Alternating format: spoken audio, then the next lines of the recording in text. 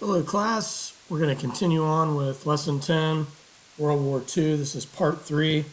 In this particular part of the lesson, we're going to be dealing with the battles and turning points of World War II in North Africa and in Eastern and Western Europe. So we'll start with the North African campaign, fought from the summer of 1942 through the spring of 1943. This was British and American forces for the most part, with some North African allies versus German and Italian Axis forces with some of their North African allies, and this operation became known as Operation Torch. At the Battle of El Alamein, the turning point in the North African campaign, also known as the Second Battle of El Alamein, German forces threatened to seize Egypt and the Suez Canal, but were defeated by the British. This defeat prevented Hitler from gaining access to Middle Eastern oil supplies and potentially attacking the Soviet Union from the south. This was before the United States sent troops in to join the British. The German Afrika Korps was led by a skilled military commander, Field Marshal Erwin Rommel, who had fought in World War I and also had served with distinction early on in World War II as a panzer commander in the invasion of Western Europe and France. His nickname was the Desert Fox. In Tunisia, Rommel defeated U.S. forces until American soldiers were regrouped under the joint command of American General George S. Patton, who led the Western Task Force, and British Field Marshal Bernard Montgomery, who led the British Eighth Army. In Tunisia, the joint British and U.S. command forced the surrender of all German and Italian troops in North Africa, and this gave the Allies the ability to advance with the invasion of Sicily in Operation Husky. Certainly, this was one that was hotly debated. One meeting in particular that had been hosted by the Big Three was the meeting in Tehran, where both Roosevelt and Stalin reluctantly agreed that the Allies would launch an invasion in what Winston Churchill believed was the soft underbelly of Europe, Italy.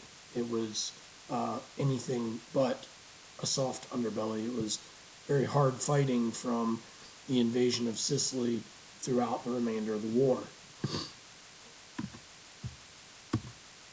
Here we have the advancement of the Eighth Army from El Alamein through the invasion of Sicily in Operation Husky. Most of the warfare in the North African campaign was either infantry warfare or what you see in this image, tank warfare between the Allies and the Axis forces. Here's an American Sherman tank in North Africa. And here are your three leading commanders in the North African campaign. Erwin Rommel, there on the left, the Desert Fox. George Patton in the center, Old Blood and Guts. And Bernard Montgomery on the right, Monty. In the European theater on the Soviet-Russian front from 1941 to 1942, remember on June 22nd, 1941, Hitler invaded Russia, breaking the non-aggression pact, Operation Barbarossa. Fighting was fierce between German troops and Soviet soldiers. The winters of 1941 into 1942 would be very costly to the German army because they got really bogged down by the heavy rains and then ultimately the heavy snow that came that winter. Thousands of men died due to starvation and exposure to the brutal Russian winter.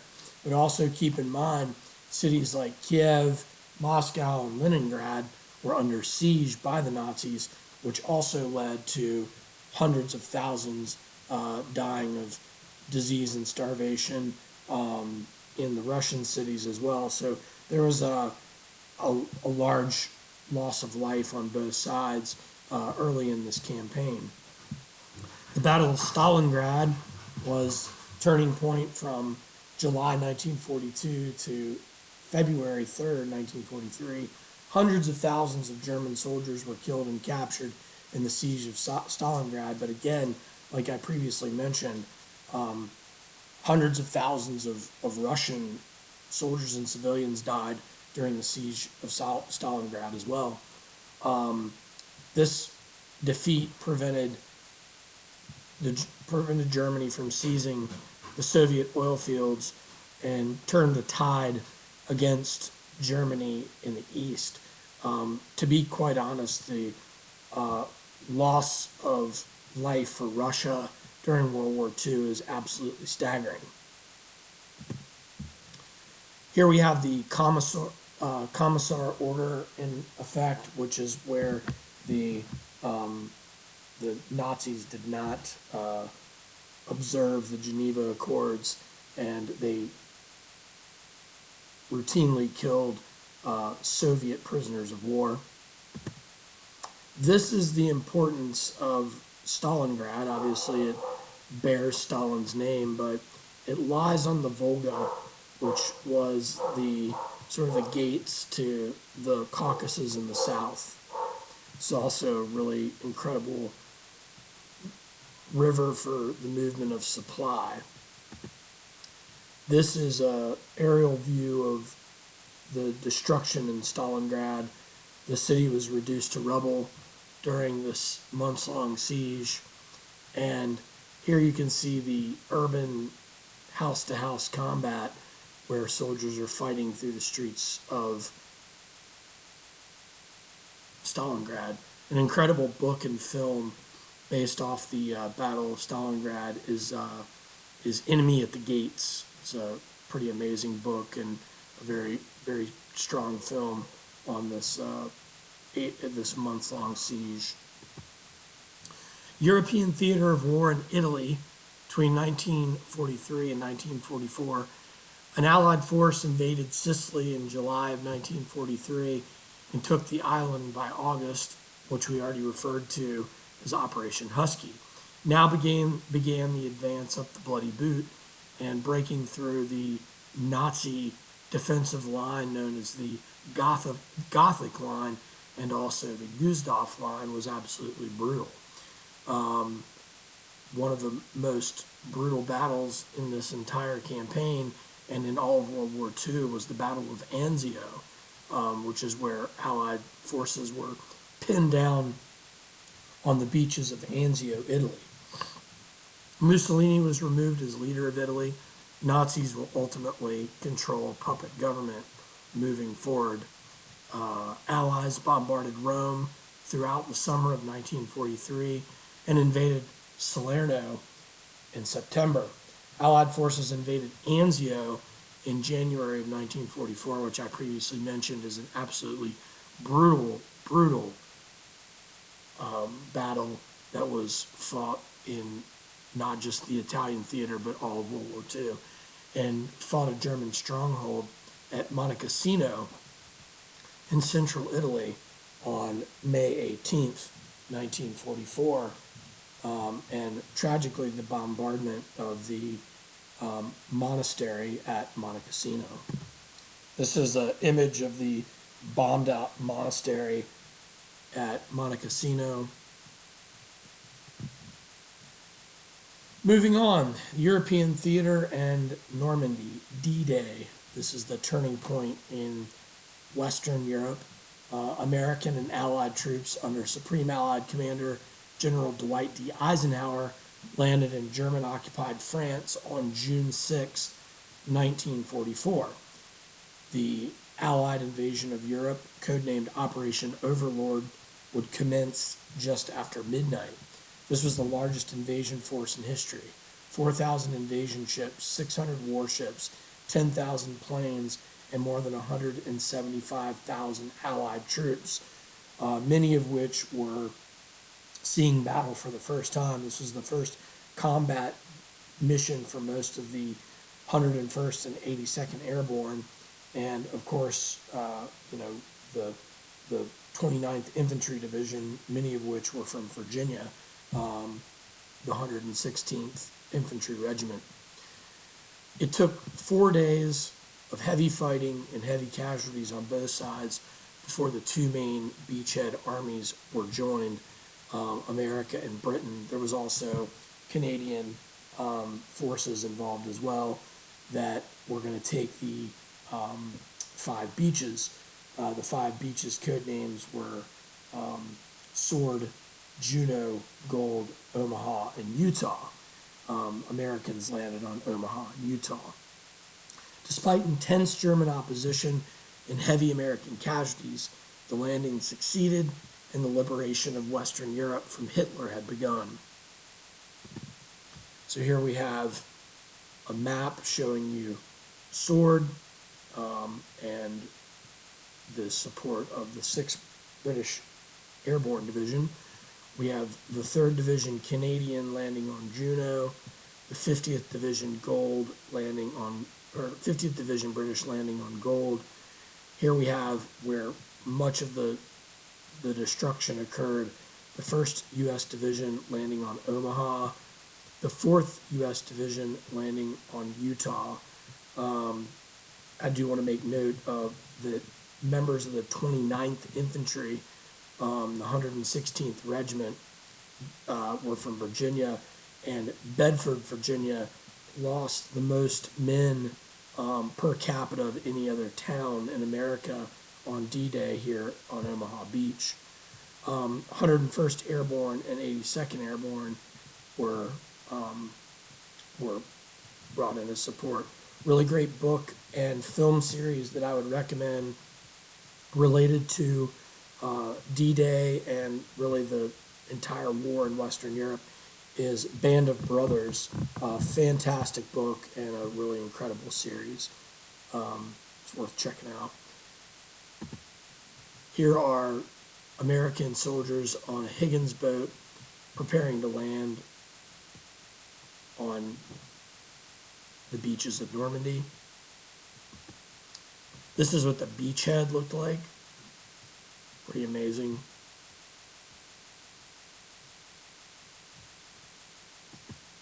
This is the Supreme Allied Commander for D-Day, Dwight D. Eisenhower. The European theater in Germany in 1944. Germany launched its famous V-1 and V-2 buzz bombs on Great Britain during the summer of 1944. They were developed by Wernher von Braun, who would later help develop the American space program. By December of 1944, the Battle of the Bulge was a turning point, and it was also the Germans' final counteroffensive. Allied troops were pushed back to the Ardennes forest. This fallback caused a bulge in the center of the Allied lines. General Patton and the Third Army relieved the 101st Airborne, and Allied forces ultimately defeated the Germans. Not just before that, President Franklin D. Roosevelt was also elected to a unprecedented and unbelievable fourth term in 1944. Here are American soldiers buried in snow in the Ardennes. European Theater 1945. The Yalta Conference was held from February 4th through February 11th, and this was a meeting that was held in Crimea between FDR, Winston Churchill, and Joseph Stalin. This meeting was the plan to bring about an end to World War II in Europe, but it was also the start of the Cold War. 1,000 American bombers raided Berlin and Dresden, Germany, in the same period of time to continue to put pressure on the Nazis to surrender. In March of 1945, American forces crossed the Rhine River to push the German forces into Germany. On April 11th, 1945, American and Russian soldiers reached the Elbe River in Berlin. FDR, interestingly enough, died on the 12th, and Harry S. Truman was sworn in as president. April 28th to the 30th, Hitler married his longtime girlfriend, Eva Braun, with their German Shepherd Blondie in their bunker. Blondie was poisoned. Eva took a cyanide pill, and Hitler shot himself as Berlin fell, among other members of his inner circle in the bunker in Berlin. Victory in Europe Day was on May 8th, 1945. So here we have Winston Churchill on the left, Franklin D. Roosevelt in the center, and Joseph Stalin on the right. Also found it important to mention this gentleman right here. That's George C. Marshall, who was the commander of the U.S. Army Chief of Staff and responsible for the really all U.S. military operations for the U.S. Army in Europe and in the Pacific as well. So, U.S. Army Chief of Staff, George C. Marshall. Also a VMI graduate. I always have to make a point of bringing that up. Like I said before, we're very proud of Marshall. All right, so this is where we're going to stop when we move forward. In part 4, we'll wrap things up.